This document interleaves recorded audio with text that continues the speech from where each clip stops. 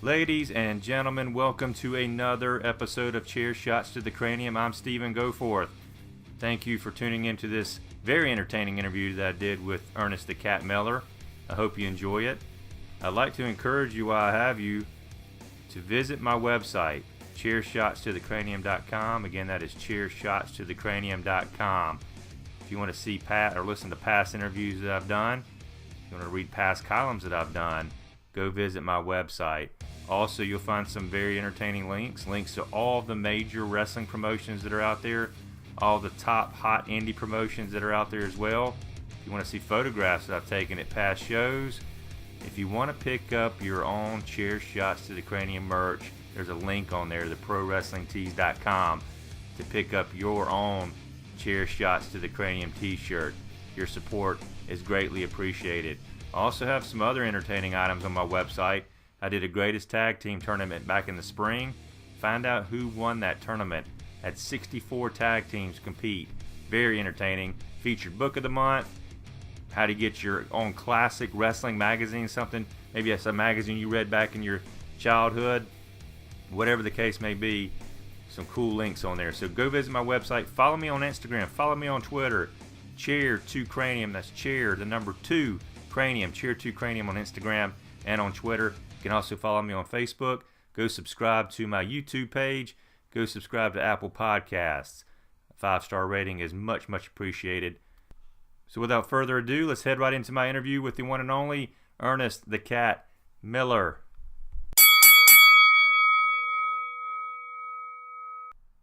Ladies and gentlemen, my guest today is someone who has experienced tremendous success throughout his career.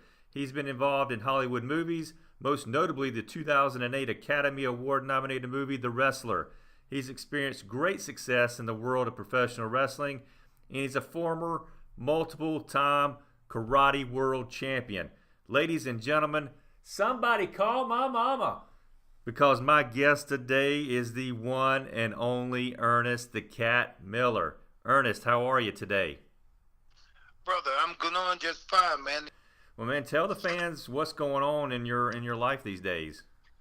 Well, I'm back in the martial arts. I got a couple of schools, karate dojos that I own, teaching a lot of kids, teaching the new generation of karate and martial arts. And every now and then do a commercial or do something on TV. And like I'm beginning now to actually go out and do a couple of appearances in wrestling and and stuff like that, autograph signings. Well, that's fantastic. Now, you formed an agreement to work with the Red Hot Universal Championship Wrestling. Tell us about your relationship with this great independent wrestling company and its owner, Ron Gossett. Man, let me tell you, that's a great confederation right there, man. These guys doing some great things, man, and I see a good future with this company. Ron is an honest, true friend. And I like working for him, and I look forward to working for him in the future. That's great. Yeah, UCW is a great company, and been extremely impressed with a lot of their shows. So I know they're happy to have you as part of it. Some fans listening to this may or may not know this, but as I mentioned in my opening statement, you're a former world kickboxing karate champion. It's an accomplishment you obtained 3 times, if I'm not mistaken. How old? Well, you are mistaken. It's 4 times. Four times. Actually. I just did it. I think in 2014, I became a world karate champion at 52 years old. Oh, congratulations!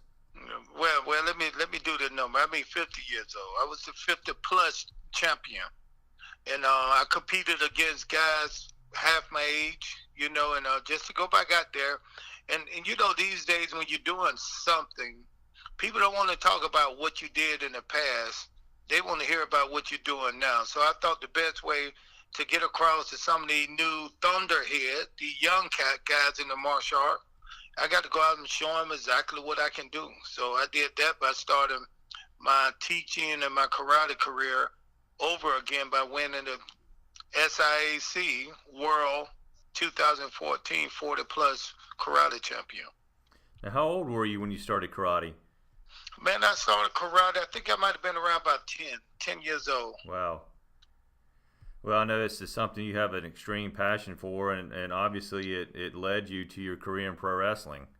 Well, the passion is not for karate itself. The passion with me is what I'm able to do for a lot of young people, teaching them a way of life through the format of martial arts. Now, what training did you go through when you decided to become a professional wrestler? Well, I went through the famous Powerplant with Sarge. Yeah. So I did a couple of classes down there with those guys, man. And let me tell you something, that was some of the hardest training I've ever had in my life. Oh, I bet. I've heard others say that as well. You what? I've heard other people say that as well, and said it was extremely difficult. Oh, man. I thought when I got there my first week, I said, these guys must not want me here because this hard work, they're trying to force me out of here. But it was just a workout. It was just what it was. It was so excruciating, painful experience to have for I think I did about 4 months before I ended up on TV. Now, you're well known for your tremendous mic skills and incredibly entertaining promos. Is this something that came naturally for you, or did you get inspiration or ideas from other people inside and outside of the wrestling business to come up with your own style? You know what? I want to say it was just me, but the fact is, working around so many talented people, of course, I took a little bit from everybody. And everybody helped me out, man. And, it was just taking a little bit from everybody, from Dusty Rhodes to Disco Inferno to Sting to Hogan, Macho Man, The Rock, Stone Cold. Just taking a little bit from all those guys, man, helped me to achieve that goal, to be one of the best talker in the world. Yeah, you can definitely rank up there as one of those, I can assure you. Again, your promos were very, very entertaining. Now, as I mentioned earlier, you had a huge role in the movie The Wrestler with Mickey Rourke. How did you land this role, and tell us a little bit about that experience? I went to Hollywood and with the mindset of maybe doing some TV stuff outside of wrestling. And I made a lot of good connection, but it wasn't until I got back to Atlanta to one of my producer friends called and said, listen, the guy in New York shooting a wrestling movie, and they need a wrestler who can act. So we told them about you, and at that time, it wasn't Mickey Rourke playing the part around. It was Nicolas Cage. So the movie was starring Nicolas Cage. Oh, wow. So, I did not know that. Yeah, but by the time I got out there, they said Nicolas Cage was no longer in the part because Nick said it was too hard. He said that's, doing the movie and practicing, he said the work was too hard for him. So wow. They brought in Mickey Rourke, who fit the character and went right to work as soon as he got in there. Now, I've heard Mickey took that role very seriously, and he did an outstanding job preparing for it. How much advice did you give him during this movie? And talk to me a little bit about shooting that final match of the movie.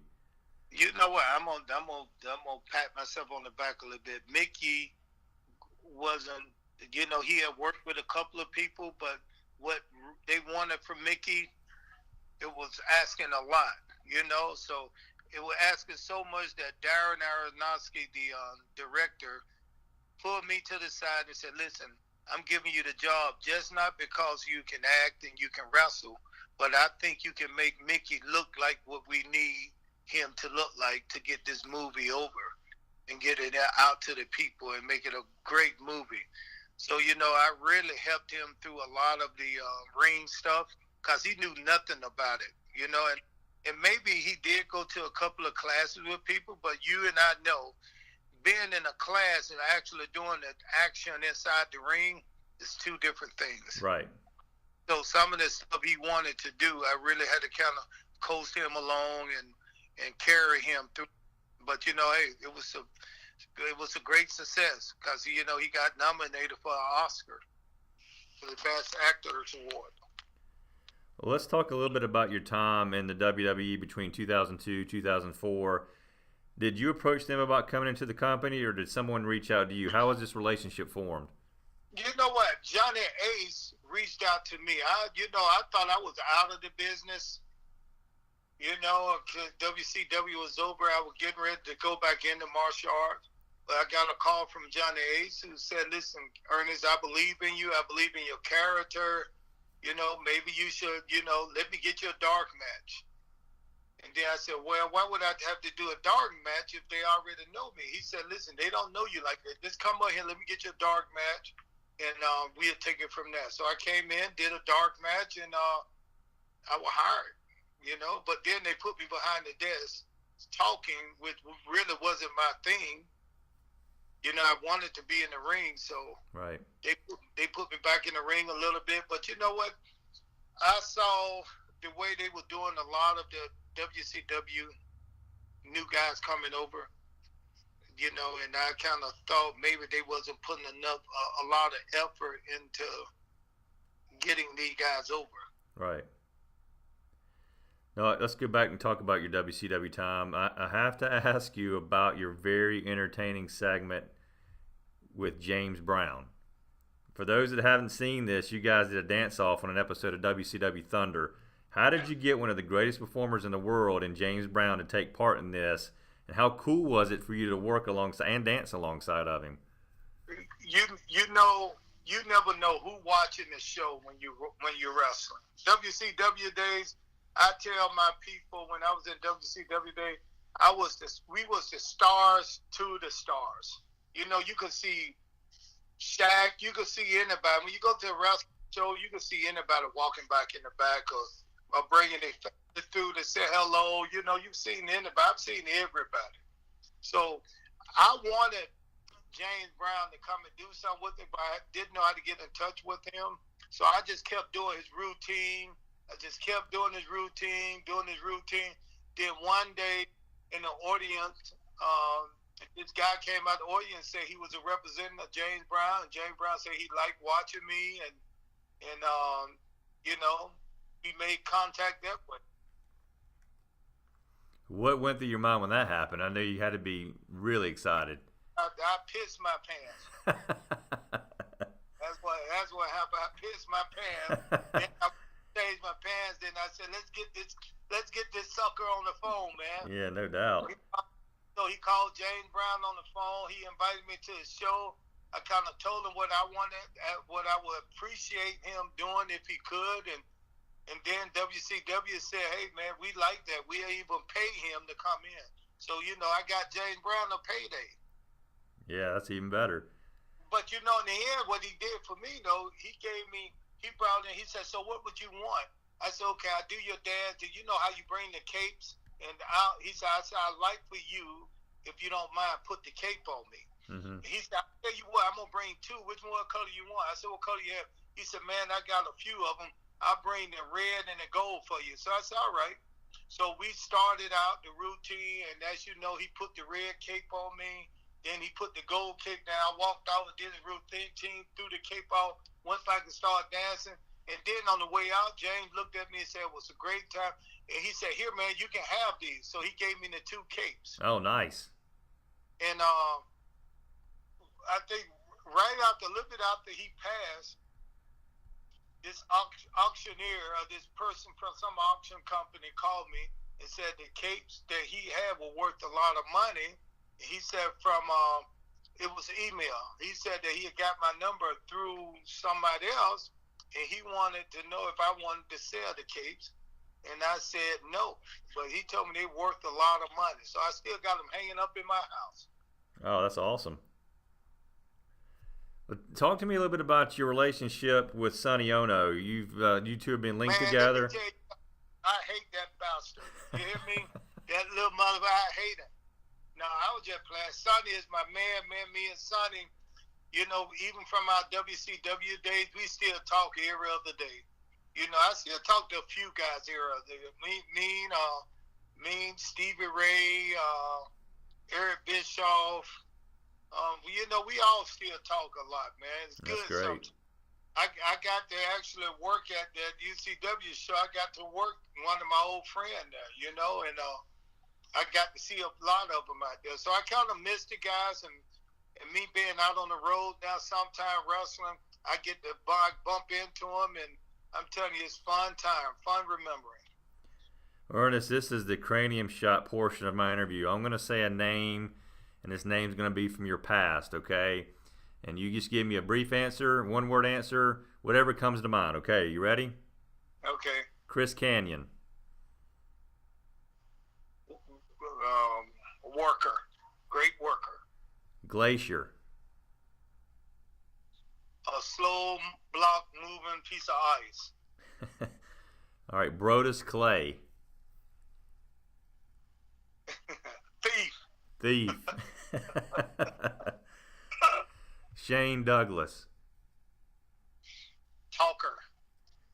All right, finally, who I think's one of the greatest as well, the Great Muta. Scary. You know, I tell you the story about that guy, man. I did a pay-per-view match with him, and let me tell you something. I had just talked to the guy. We had went over the match in the back, so I knew what he was going to do. Mm-hmm. But, man, once he put that costume on and hit that ring, let me tell you something. He scared the hell out of me, man. The way he look at you, the way he moves, man, that got to be one of the greatest entertainers in the ring today, man. Oh, no doubt. You people watch him at home, but to be in the ring with somebody who is so graceful, but at the same time really demanding on you in that ring, man, he's a great talent. Yeah, of course, what I remember of him as well, everything you just mentioned, of course, but of course, spitting that mist out. I mean, iconic. So the guys told me, they played the rib on me. They said, Cat, that stuff that he spit in your eyes, keep your eyes closed, cause not. They said burn like hell. So I was like, oh my goodness. Then they said then when it get in your face, in your skin, in your hair, if it get in your hair, it'll stick to your hair, and you got to kind of cut it out. So I want to put a hat on. I said, yeah, I just have a hat on when I'm talking to him. So then the guys told me, said, yeah, make sure you keep your, make sure you don't breathe it in, cause it'll burn your nose. So I'm getting ready for the match. I look in the mirror and I'm saying I'm ready to take that green stuff he gonna spit on me. I had shades on. I have a little mouthpiece on. I was like, how in the hell I'm gonna go out there like this? And how in the hell I had shades on? You know, I said the thing is supposed to get in my eyes, but the thing was when he did it was so. I mean, it wasn't painful. Of course, they were just ripping me, but you know what, man? The way he did it was just so entertaining. All I had to do is sell it. Oh, that's awesome. Ernest, I cannot tell you how much I appreciate your time today. This has been a great discussion with you, and I cannot thank you enough for spending this time with us. So thank you very, very much. Hey, thank you, man. I really appreciate you giving me this time and this platform. If you want to see Ernest the Cat Miller in the ring again, you can do this at future Universal Championship Wrestling shows. Visit their website at ucwtv.com for more information. Please be sure to follow them on Instagram, Twitter, and Facebook at UCW TV to get the latest information on what's happening in this very popular company. Again, Ernest, thank you. I very much appreciate your time. Thank you, brother. Have a wonderful day.